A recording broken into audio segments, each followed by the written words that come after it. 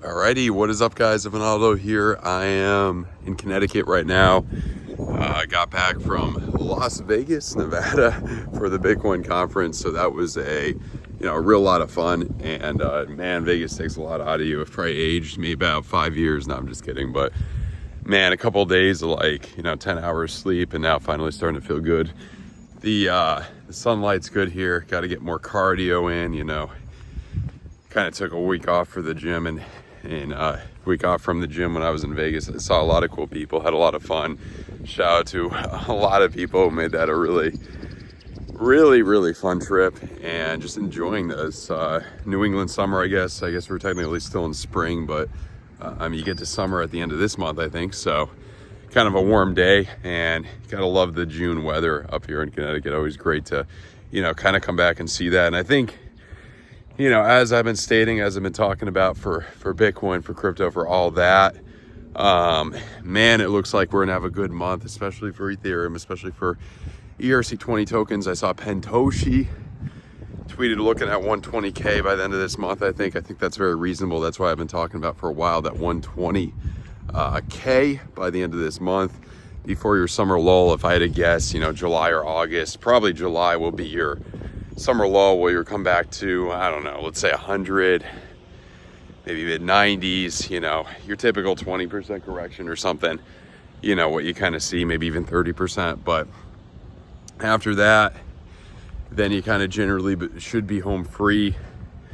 I would say this rally is going to be a big ETH rally, maybe after the summer lull, the next rally. I mean, you do have the Fed cutting most likely in September. Now maybe that onward into the end of the year would be more while your small caps kind of do something for, more of a much conservative altcoin season compared to 2021. I mean, we didn't, the difference between this one and 2021 in a lot of ways was you didn't have Elon Musk tweeting, pumping up Doge, and that, that kind of sent a cascade of all the nonsense that a lot of money went into. So this is a much cleaner, bull market in some ways.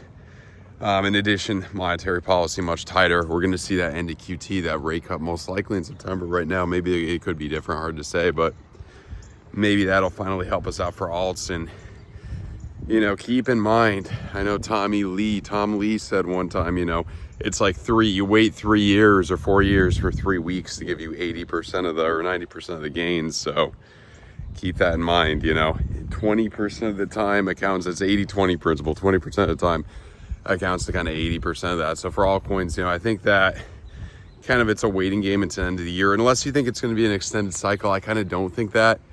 And another thing I was researching and thinking about a little bit recently was kind of that real estate with CVO crypto. I had him on the channel a bunch of times talking about it, that kind of 18-year market, the 18-year cycle for real estate, and also equates to kind of traditional markets as well to a certain extent. And you're going to probably see, we're approaching that. You had that lull, that kind of 2022 was your lull. And then from there, you got, I don't know, what is it, 5 to 8 more years or something to potentially keep going. So, I mean, it looks like probably the earliest year that I would, guess or see or, potentially see that drop for real estate, that kind of peak off. And, when you look at the charts, like housing futures, it's still making higher highs. So, and it normally, it's normally a year to 2 years before it finally crashes after you saw the peak. So I don't even think we technically seen the peak yet. But those housing futures charts are a little bit different than when you look at actual kind of real estate prices. However, when you're up here, like these guys all around me, they keep making higher highs. So I would, if history repeats, I would think that you got a year to 2 years at least, even if you're assuming right now is the peak, and that's probably not even the peak. So, if you get into there, let's say the peak is, I don't know, the end of this year, then you got a year to 2 years. I mean, it's really looking like 27, 28 at least. I mean, my view is when you look at, so the last time you had the big crash, obviously was 08. Usually it's not going to repeat exactly 20 years later. It's probably not going to be 2028. That's too obvious. If you look at 2029, that's a 100-year anniversary of the Great Depression. That's pretty obvious as well. Almost too obvious. So I don't think it's going to be 2028 or 2029. Could it be 2026 or 2027? That seems a little bit more likely, but In all likelihood, kind of what I'm thinking here is about 8 years after your 2022 correction, about 10 years after your COVID correction, you know, I think that's kind of what will finally end the 4-year cycle for Bitcoin. You'll have one more bull run, bringing us up to, you know, between, let's say, 300K, 400K, something good like that, maybe even 500K. I think that's a little bit too high though, but you know, you hit 150 this cycle, maybe double that, 300K, and then you kind of get that crash in 2030 or whatever, and you kind of lose your 4-year cycle. You finally lose your 4-year cycle. Maybe you see it, but not as good in the 2030s, because that's kind of a 20-year theory. You know, Bitcoin was invented in 2009. About 20 years would be 2029. Assets usually do not keep going up in a bull run for a full 30 years straight. Usually 20 years is the max. You could argue after, you know, the Great Depression, S&P 500 came up for longer than that, but keep in mind, out of that 30 or 40 year period that it came up, it took 25 years, I think, about 25 years to just make a new all-time high. So is that really a 40-year run? You know, when you factor that in, not really. You know what I mean? So that's what you got to keep in mind there. But, you know, I think that for what you're looking at right now, the other thing too, you know, bond market, I think it's bottomed like the TLT, but it's probably not going to do much until the 2030s. You get that bottom. You know, there's two types of bottoms. There's one type of bottom where you make a V-shaped recovery. That's what I don't think is going to happen here with the bond market. But there's another type of bottom where you just zigzag for a few years.